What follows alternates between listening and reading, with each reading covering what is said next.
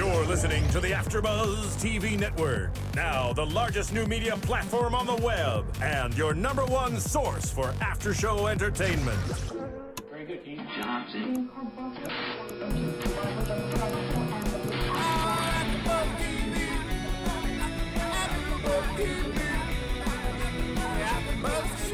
the AFTERBUZZ Studios in Los Angeles, California, presented by Maria Menounos and Bing.com, and streaming live thanks to Akamai Technologies, this is AFTERBUZZ TV's Happy Endings After Show.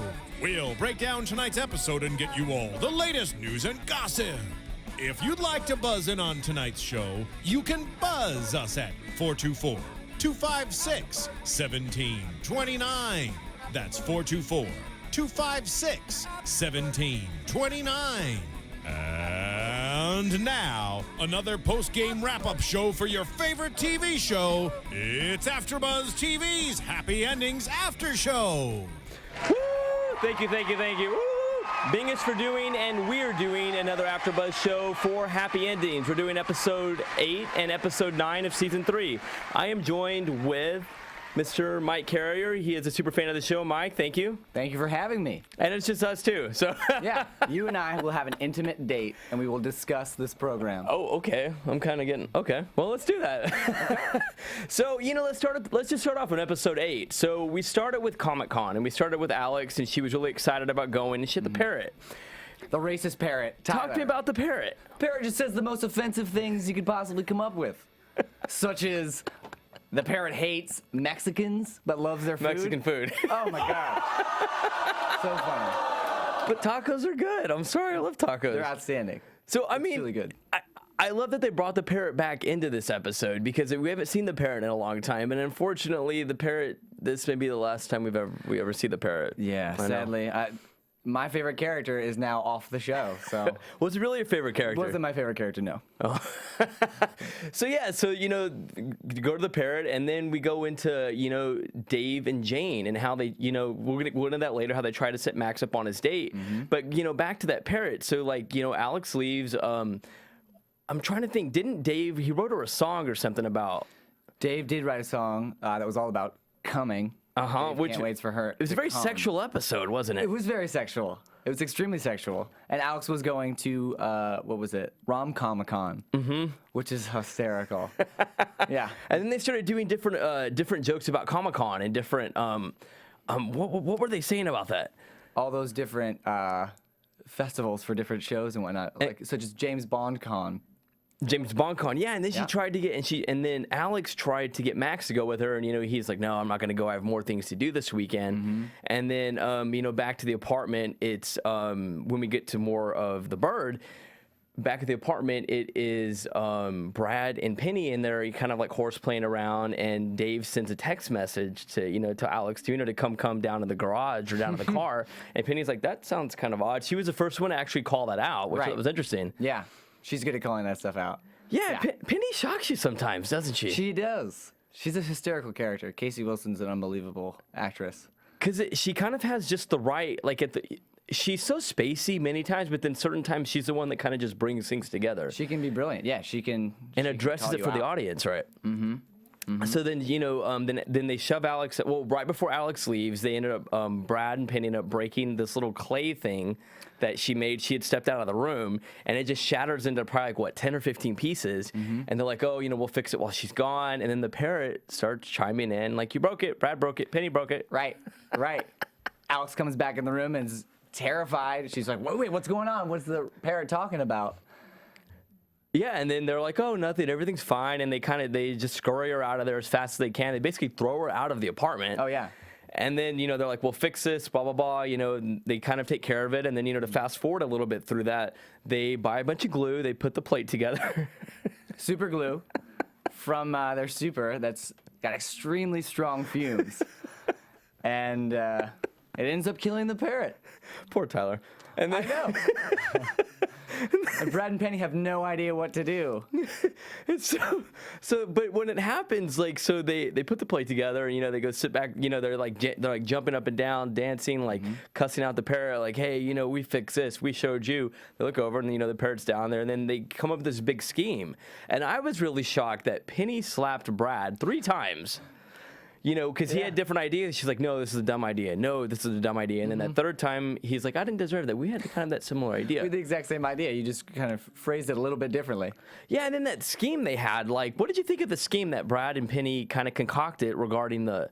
I mean, that does kind of seem like kind of like a... like almost like a CSI Miami, you know what I mean? One of those, like, they try to go above and beyond to kind of disguise the way they had. They're trying to design the perfect crime. Essentially, they're trying to cover up their tracks. They've done something horrible. I loved it. Just push the parrot out the window. And she's like, no, because it's cold. He wouldn't have been flying. And then they start saying he went on this, he was like fuming, and then he pooped on the Obama Newsweek. Yeah. Because the parrot's racist. It's a racist parrot. So he pooped, and then he just kind of made his way to the window and started like kind of jamming or jimmying it open because he couldn't stand their diverse group of friends. And then fell out.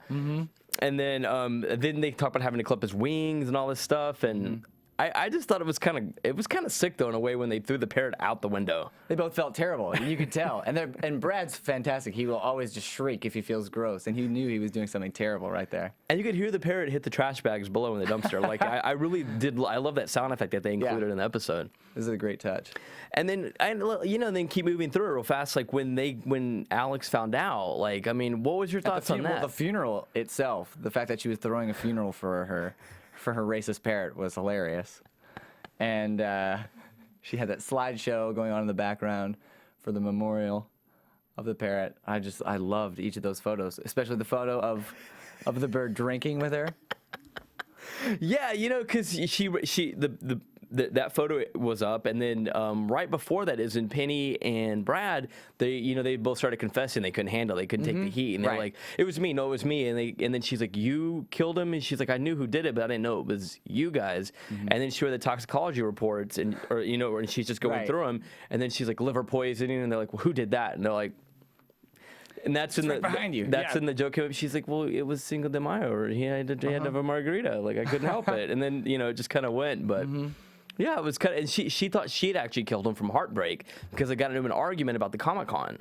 Right. And then she was like, oh, I thought he just couldn't handle it, and I was the one that broke his heart, and he died. Which actually can happen to birds. Apparently, sometimes you can break, like, a friend of mine was telling me a story about a parrot, so this parrot, this really related. So you can break a parrot's heart. Well, yeah. So there's this parrot. So this guy was telling me this parrot, hated him, right? Hated his guts, but loved his sister. And so they moved up north from L.A. And so the parrot, when he saw the guy's sister, let's call her Jane. Let's call her Sarah. Sarah's easier. So when he saw Sarah, he was just so happy. They had this really close. They just really bonded really well. That when she left that night and came back the next morning, the parrot died.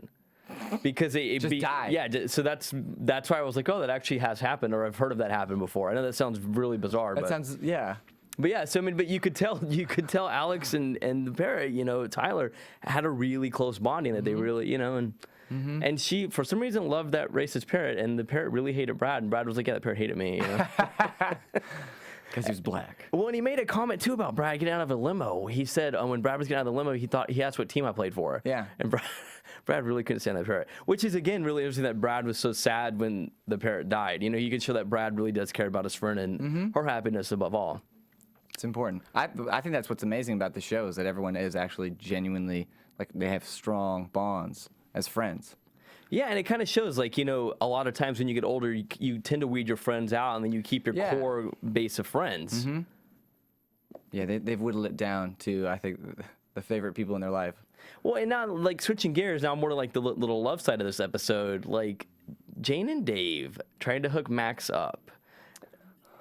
That was a fun storyline. It was creepy. It was extremely creepy. Yeah, because they ended up going to his bed and waking him up, and he's like, I smell masculinity, and he was referring to Jane, and then he said Dave smelled like pepper or something. Peppercini. Yeah. And he's like, oh yeah, I did have some, but it was just kind of funny how they were determined to set him up, and then they set him up with people that were exactly like them.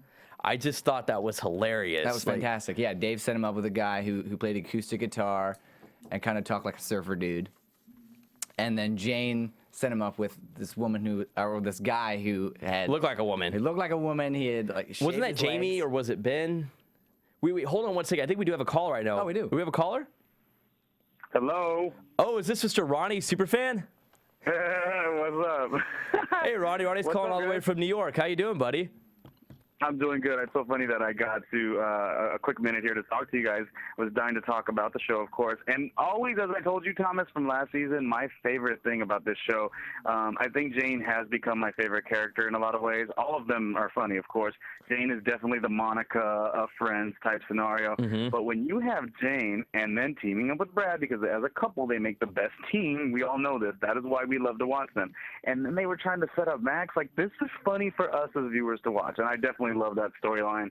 I also thought like it was really cool because as much as it's kind of like, you know, they want to fix Max up, we all know that from last season we loved the Max Grant storyline. Like that was funny.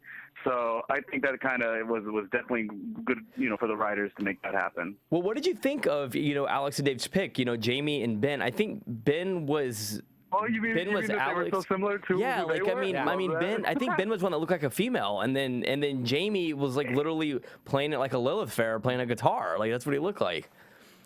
Yeah, I mean they're crafty people. Brad is just as crafty as Jane. We just never see that because Jane dominates. You know, she could go into the organizer store and try to tell the clerk how to organize the organizer store. I mean, this is just what is fun to watch. Yeah, I mean, and they really got competitive about it. Like they almost lost sight. They almost lost sight of Max, and were thinking more about how they could win, how they could trump each other and find the right person for Max. Did you notice that too? Yeah, it's that you knew, but again, as viewers, we know that that's going to happen. You're going to have the two of them competing. They have great competition. They're a great couple, and yeah, they are going to clearly lose sight of Max. But it's sort of inevitable. But it's funny, and I do like the way that they were pushing their own. It was almost like they were candidates, you know, pushing their own candidate for Max to end up. Pick my guy. My guy's better. Or, you know, that type of deal. Well, you know, I think it was Ben when Ben had brought the plastic menu, and Jane's like, no, that's not a bad deal. Why wouldn't she pulled it out of her purse? And I'm like, really, Jane? Like, yeah, that is pretty bad. And then Ben's like, don't get salsa on it, please don't. And I'm like, really? But I just thought it was funny that, you know, when Max, you know, kudos to Max because he actually went above and beyond. Was like, well, actually, you know, I met someone else out. You know, his name's Marcus. They got really offended when they realized that, you know, it wasn't their guy that he picked. And it was just really funny that they lost sight again of trying to make Max happy. They were trying to kind of battle each other out and figure out. I mean, what do you think, Mike? Yeah, I feel like they were almost trying to set him up with a clone of themselves. Like they feel like they were putting themselves out there for Max to like, and Max was just rejecting them. And that was really offensive to them. Like they were really hurt by that. And you know, Max. Yeah, but and how awesome is that for Max though? It's like, okay, hey, you're gonna try to help me, but you're not really helping me. You're only doing this for your own interest and to be your spouse, and you're gonna do the same thing. Yet lo and behold, hey guys, I'm good. I'm doing okay on my own. So I thought that was a very like ha ha ha moment, you know, for Max at least. Well, and Max is doing great. Kudos to him. You found Marcus. You know, Marcus looked like a good guy. Like he looked really happy. And then Jane shows up with Ben, and Dave shows up with Jamie, and just kind of ruins, you know, the whole scenario. And then Marcus is like, well, I'm going to leave until you guys figure it out. And it kind of ruined Max's date, and Max was really upset, you know. And then, you know, towards the end, you know, Dave and Jane went up and started, you know, they went up to Max and talked to him in his apartment, and, you know, and they said, hey, we tried to get a hold of Marcus, but then Dave got in a fight with them. And he gave him a haymaker. Give a haymaker, and then Dave's like, oh, I gotta go get surgery now because of the haymaker. I mean, I just thought that was funny because, you know, like, yeah, like we were talking about, like, they're all really good friends. Yeah. And they mean the best for each other. Unfortunately, these two characters, their egos get ahead of themselves. I mean, what do you think about that, Ronnie? You talking about whose egos? Brad's? About Jane and Dave. Their egos get ahead of themselves more than, you know, they sometimes. It's ego, and it's all friendly competition. It's all it's definitely ego. These people they're all friends. Like you say, they run in a circle together, but they're very much they have each other's back, but they're also sort of selfish, you know. But that's what makes it work for this particular group, because they all look the other way at times, and they all count on each other in some weird way. But I thought it was fine. And I mean, again, I am the biggest Jane fan. Going into watching this show last season, 2 seasons ago, I was not 100% Jane, but she is my Monica of Friends type deal. And whoever could be the Chandler of the group, you know, would be my favorite character as well. So it's a great show. I love it. And who doesn't like watching a show about friends and interacting? It's what makes all of us have a great dynamic as well, you know. Right. So I think about it. I think my favorite part of the show is that, you know, nothing is off limits, and at the end of the day, they're still all friends. Like, they can never do anything that will actually hurt their friends. I'm wondering. Hey, and listen, I think that's true too. Like, I'm even experiencing this in New York. Like, I'm in New York City. This is like my first time away from home in this capacity, and you have your group of friends that you interact with. And I laugh because I think half of the times that while I'm out here, it'll be like an episode of Happy Endings, you know, within my group of friends. Or when it gets crazy, it'll be like an episode of Girls. Like, this is why these TV shows work, because there's things that happen that you can laugh at, and then other moments, like I said, there's things that are just like, whoa. Yeah. Ronnie, how do you really feel? Life, huh? So how do you really feel?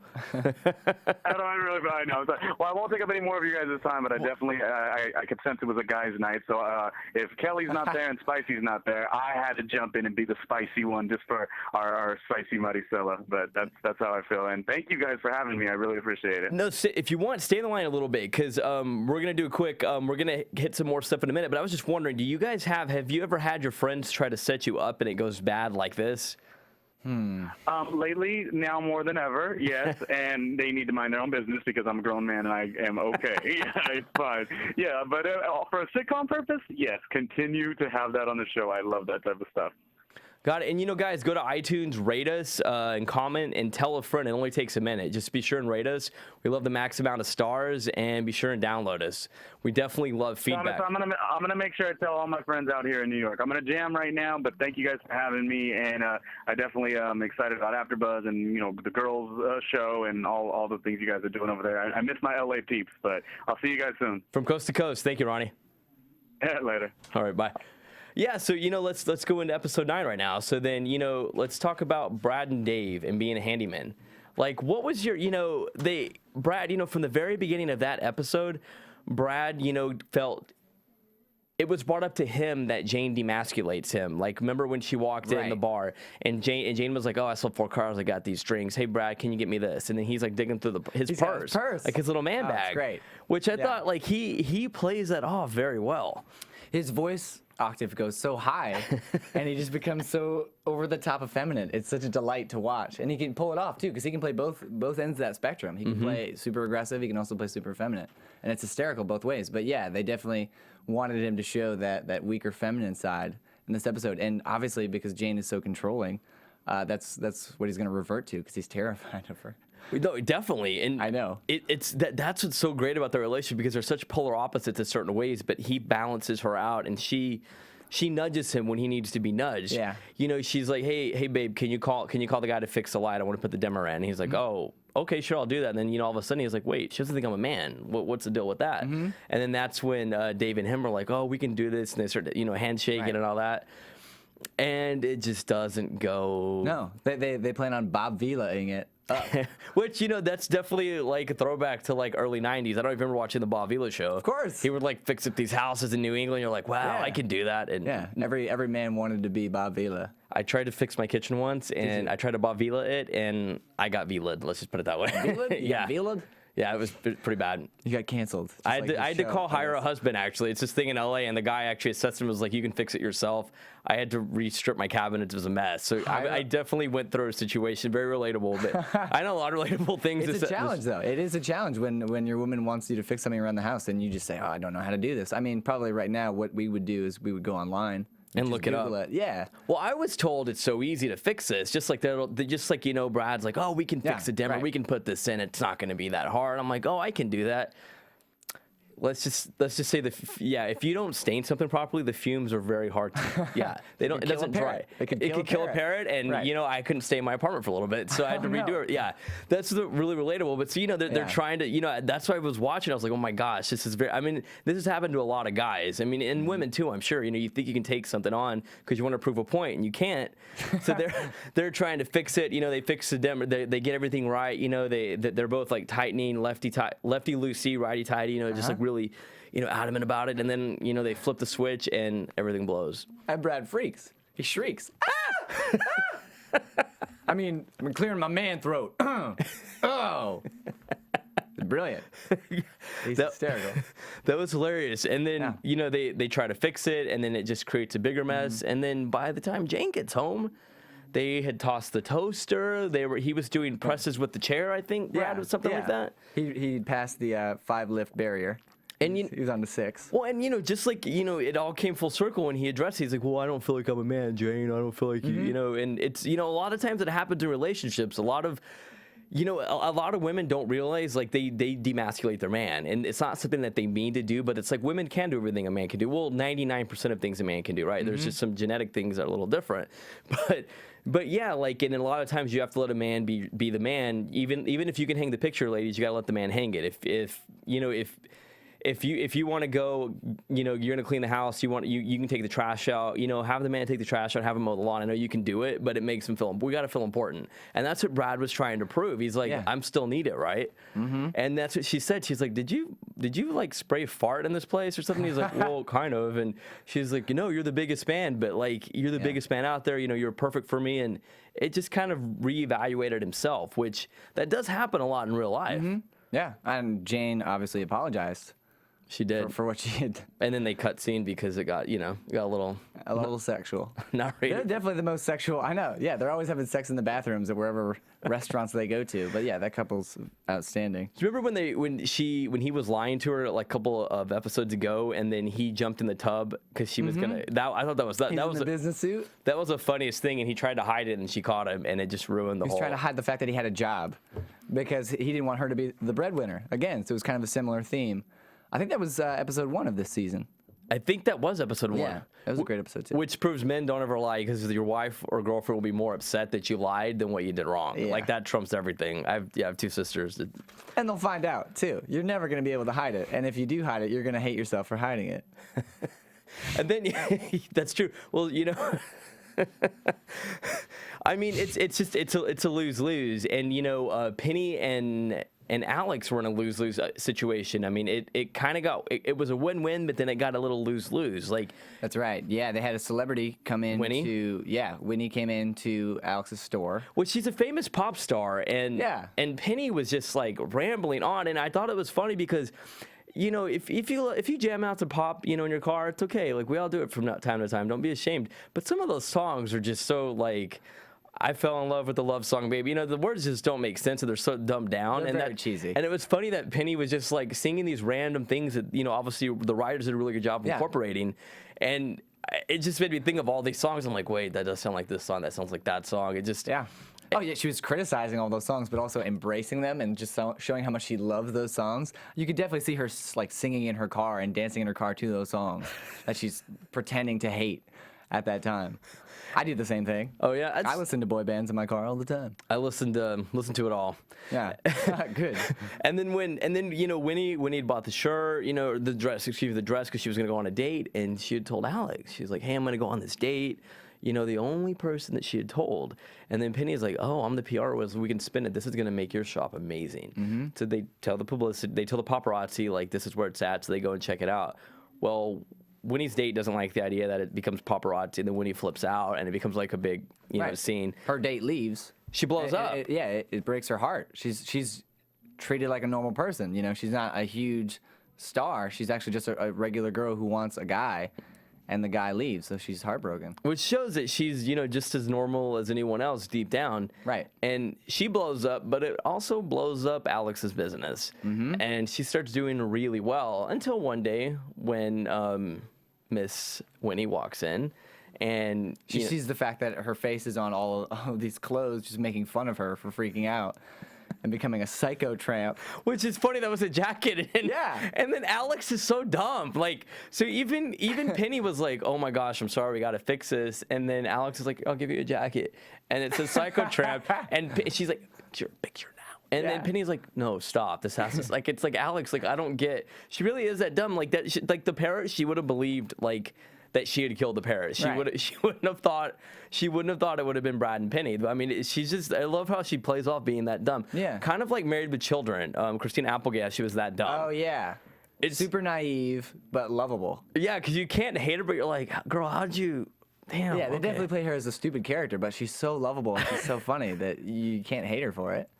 And then, they try to ambush, the paparazzi, and then Penny walks out. She runs into the car and hits her head again. So I wonder if Penny's going to return. This is a really good question. I wonder if she's going to return with, like a head and neck brace that's again. right. Because she's just gotten out of it like a couple episodes ago. Poor thing. I know. She's in and out of the hospital, that Penny. Pobrecita, that's poor girl in Spanish, or poor thing in Spanish. But she, and then all of a sudden, as a paparazzi's focused on her, Alex walks out with Winnie. They run out and they go to the little roach coach or food truck that Dave has. They go to Dave's food truck and Steak VIP or something, I think is what No, it's Steak Me Home Tonight. Steak Me Home Tonight, that's right. Steak Me Home Tonight, yeah. Where everyone's a VIP. Everyone's a VIP according to Dave, but Winnie, the celebrity, the pop star, just wants to have, a normal date with her man. And Alex cut it off then, which was interesting. She's like, "No, Dave, not now." Like, that's funny because people check her, but she a lot of times has to rein Dave in. So I love how the writers have done a good job with the characters, to where they all kind of rein each other in and balance each other out really well. Yeah. And you see it in like the simplest of times, and she even tells Winnie, Alex tells Winnie, she's like, "Hey, by the way, like, I'm sorry, I promise I didn't tell the paparazzi you're in here." And then, Winnie's Prince Charming shows up, and There's a happy ending. it was definitely a very happy ending, and maybe even more of a happy ending. And then, Dave's like, "Oh, I'll go drive. I'll leave you guys alone." Right. And that kind of solved. But I really wonder what's gonna happen to Penny. But then, so that date worked out, and then the next thing is, Max, and Max is having problems trying to figure out which gay he is. And Alex and her friend, is it Derrick, I think? Well, at the beginning of the episode, Max is having a hard time. He's trying to convince everyone that he's retiring from being gay. And he can't even get the words out of his mouth. I know. He's like, "I love a penis." Right. I love chicks with Yeah, he's having a really hard time, and he just keeps. And then the other guy, I think his name's Derrick. If it's wrong, tweet us, let us know at Thomas Guide. What's your Twitter name, by the way? Your Twitter handle? The Mike Carrier. The Mike Carrier. Tweet us, let us know if we're incorrect, but we think it's Derrick. Yeah. So Derrick's just trying to just kind of school him and correct him, and it's just not working. And poor Max is just like, it's not having it. So Jane's like, "I'm gonna fix this." Superwoman. Jane. Yeah, I know. She's super competitive, and she wants to make sure that she can get him out in the field, in the gay field, and make sure he finds a good mate. And so then they kind of get a map of Chicago. They get a hilarious map of Chicago that has all the different gay bars on it, and they decide which ones they want to go to. And do you remember what the first one was? I remember the second one. What was the second one? The second I'm looking one was for Ginger the first. Snaps. Oh, and then they had all the redheads guys. snapping. You were just snapping. I loved They were just it. snapping in the room. I loved it. It was hysterical. snapping. Then the third one was Chameleon, where it looks like there's nobody there, but actually it's guys then that that blend guy- in with the wallpaper. Super creepy. I know. Yeah, that was hilarious. And then they just kept weeding out the bars and crossing this out as they went down. And then finally Max was like, "Beer and Bulls," and he's like, "Oh, I love beer, I love the Bulls," and it's a lesbian bar. Yeah. And poor Max, he goes up and he's like, "Oh, dang it," and the girl's like, "What? I was born this way. I love the Bull." No, it wasn't the Bulls, it was the Magic. She's like, She's from Orlando. "I'm from Orlando. I love the Magic. Get over it. I was born this way." And it was kind of a take on being gay because Lady Gaga has that song, which is also very relatable, where it talks about you're born this way. So people choose to be gay, but you're born this way. And the girl kind of puts the flip on it, "I was born this way. I like the Magic. Get over it." I just thought it was kind of like a funny way of making joke of that. But so then after that, he's just kind of doomed, and He's hit rock bottom, and that's the next bar that they're going to go to. Which so says Derrick, yeah. But then they eventually come up with a solution for Max. They tell him, Max, actually, you don't have to try to find a group to fit in. You can just create your own group.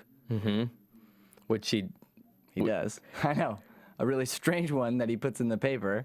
It was Upbeat Walruses, I think. Optimistic Red Velvet walrus. Optimistic red velvet walruses, which was really funny. He was the only one there, and his friends Himself. go there to show up, and they go there to, give him support and all that. And then he's just like, "Why are you guys here?" And he's like, "Oh, I think Alex is the one that explained." She's like, "Because we love you, and we love you for you, and we're just here to support you," which is really good. Being friends. Like, when I first realized, I was hearing this before we went on air. Yeah. When I first, realized I was gay, I went to a gay bar, and I kind of did the same thing as Max. Excuse me. I walked into this bar in Austin, Texas, and people laughed at me. They were like, "You don't fit in here." There's a straight bar down the street, and I'm like, okay. So it's terrible. It's a horrible feeling when you're an outsider and you don't feel like you belong in a group. Yeah, and it could be, and I really related to what he went through, because I think I was age 24 when I went through that, and I'm 25 now. I'm actually in my 30s, but You're 25? No, I'm 31. But yeah, okay. But I kind of related to that, because like especially in the gay and lesbian community, it can be very cliquey, and so if you don't know the cliques or you don't know how things go, it can be very difficult. And I was like, oh my gosh, I totally have been there. I've walked in a place, no one talks to me. People actually came up to me and were like, "Are you lost? You really don't belong here. There's this bar over here you should go to."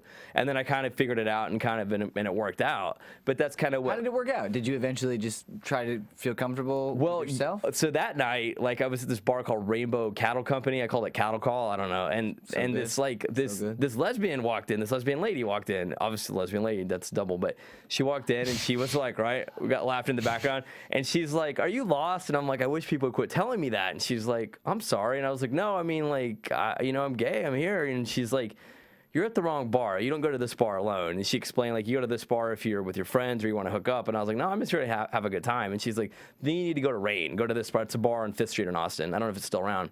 And I was like, "Cool." And then I had a good night. But she was like this like fairy godmother, for lack of a better term.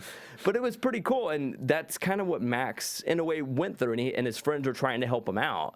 And I think a lot of people do go through that, especially in the gay and lesbian community, because you're just trying to figure out, trying to get your bearings and kind of like retrain things. Yeah, I think there's a lot of different subcultures, especially in the homosexual community, and it's hard to find which one you fit in with. And I mean, if you're in that group, you're not going to accept an outsider.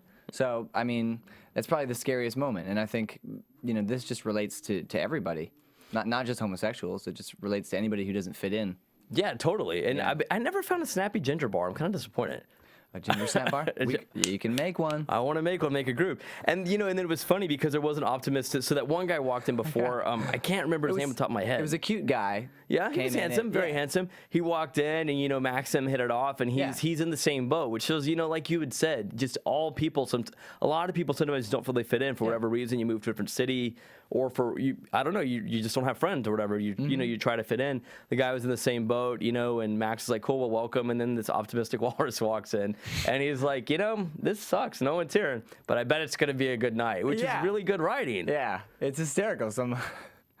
Some old, optimistic red velvet walrus. Which I thought was, and then they kind of ended the whole episode, which I laughed at, because they played like which gay is everybody, and Derrick started calling out. What did he say? He said Penny is the, what did he call her? He said. I'm laughing. No, they said Alex is a sloppy twink, and so if anyone doesn't know, a twink is a very skinny guy. He's probably let's say like a 5'9" guy that weighs like 100 pounds. That would be a twink. Am I a twink? No, you're not a twink. What am I? I don't know. Let's get there in a second. You put me on the spot right now. Sorry. So Alex is this sloppy twink, and then Dave's like, "Oh, I'm the scruffy power bottom," which means like, we're not getting into that, but it just means like he's. Never mind, we'll get into that. Never mind. But so then Brad asks, "Do me." Brad's like, "Do me," and then the guy's like, "Oh, I could," and Brad got like really uncomfortable, and it was funny how Jane kind of laughed at it. It was kind of I don't know. I would say What are I would the say different... Scruffy Otter. I would say Scruffy Otter, maybe. Scruffy Otter. What are the different ones? Because he listed probably 10.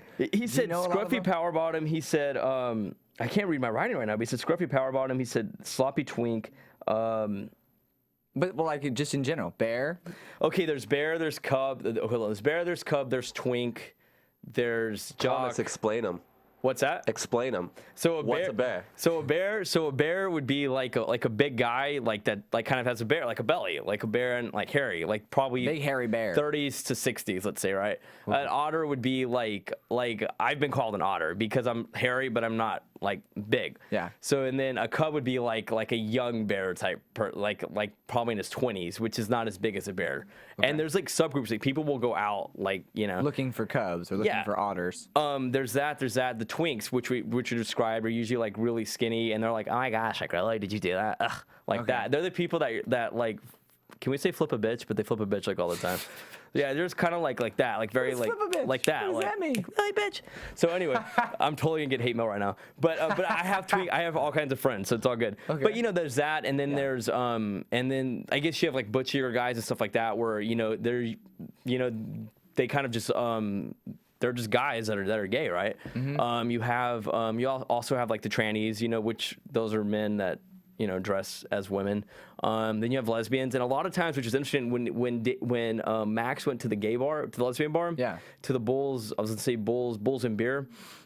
I thought they were gonna get into a fight because a lot of times lesbians and gay men don't get along. Seriously? And lesbians a lot of times tend to fight. Wow. Yeah. So I just thought that was really. I mean, both of them just don't because again, if you have like a guy that is a little femme and gets snappy, and a more masculine female's there, she's just gonna clock him. That's right. You'll see that happen. Yeah. I'm not saying everyone's like that. And then with women, you have women that are a little more masculine. Then you also have women that are, they call them like lipstick lesbians, where they're just very feminine, but they just happen to like women. So I mean, that's kind of like a broad spectrum. But that's this is a great lesson on homosexual. Yeah, AfterBuzz exclusive.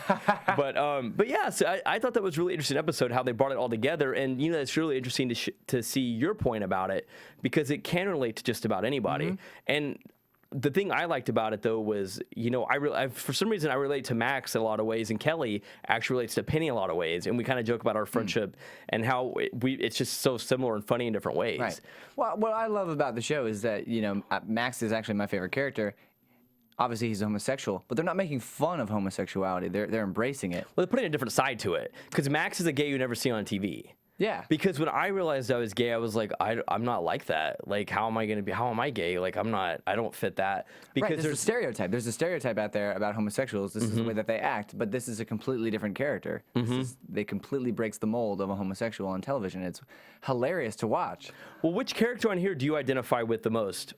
I think Max is hilarious. He's a cynic. Puts people down all the time.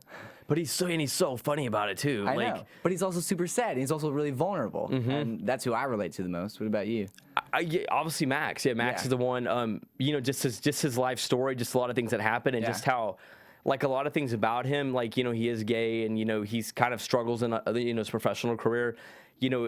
I think all of us have been, well, in professional wise, have been there different periods of our lives. But he is very relatable, and like he defies a lot of stereotypes, which is also what I love about the show. That all the characters, they ground each other different ways, and a lot of them defy stereotypes in different ways. But yeah, let's get into some predictions real fast. Some predictions. So at For the end, what's going to happen? Yes, we do some predictions at the end of the show. We have no music today, huh? No. Yeah, I don't know. The prediction button doesn't want to work. So. Oh man. Okay. Okay. So let's do some predictions. So what do you think's gonna happen? What do you think's gonna happen on next week's episode, on next Sunday's episode? Just completely random storyline. Yeah, it's your whatever you think's gonna happen. They're gonna go to a Chicago Cubs game and get stuck outside, and they're going to be doing the tailgating, and someone's going to get lost. Oh, who do you think is going to get lost? Do you want me to be as vague as that? No, just whatever you think. Like each character. Alex would get lost, and somehow she would find her way to the VIP section of the stadium. That's my thought. She finds love in the VIP section, and Dave wants to get a hold of her, and he can't get in touch with her, and he sees from outside, he sees them kissing on the kiss cam, and it rushes him. I'm going to write this. I'm going to go home and I'm going to write this script, and I'm going to send it to them. I wonder if Alex and Dave are going to have some issue because they haven't had any issues in their relationship, like, this episode. So I wonder if there's going to be some kind of tiff or Dave's going to be like, hey, I'm the man because of X, Y, and Z. Yeah. And try to prove that. And then I wonder if, like, Max, I think if they're going to take a break on his dating life, or if there's going to be some, like, maybe that guy that he met that night is going to be like, he'll be the new guy that he's dating that everybody loves more than Max, or I wonder if that's going to be some way to, because go ahead. I feel like maybe they're gonna take a risk with Max's story. Like maybe he'll fall for a girl. Like maybe he'll think he wants to settle down in an episode with a woman and have a kid, and then he'll realize at the end of it that he's not interested. Because he loves vaginas. Yeah. Yeah, but I'm really curious what you think is going to happen at the end of the series. Do you think that Dave and Alex are going to get back together? I honestly think I could see Dave and Alex getting back together at the end of the series. I could see them getting back because it'd be a good storyline and it would shock people. Because I mean, I guess either way it would go well, but I want them to work it out. I really do. I could see them getting back together and then this time Dave leaving the wedding, and that's how they end the series. Or Penny getting jealous and breaking up the wedding. Does anyone object? And Penny's does something crazy. That would be great. Well, that does it for us tonight. You can follow me on Twitter at ThomasGuide, ThomasGuide, and you can twidazzle Mike at The Mike Carrier. All right, thanks, you guys. Have a good night. Catch us next time. From Bing.com, executive producers Maria Menounos, Kevin Undergaro, Phil Svitek, and the entire AfterBuzz TV staff, we would like to thank you for listening to the AfterBuzz TV network. To watch or listen to other after shows and post comments or questions, be sure to visit AfterBuzzTV.com. I'm Sir Richard Wentworth, and this has been a presentation of AfterBuzz TV. Buzz you later. The views expressed herein are those of the hosts only and do not necessarily reflect the views of AfterBuzz TV or its owners or principals.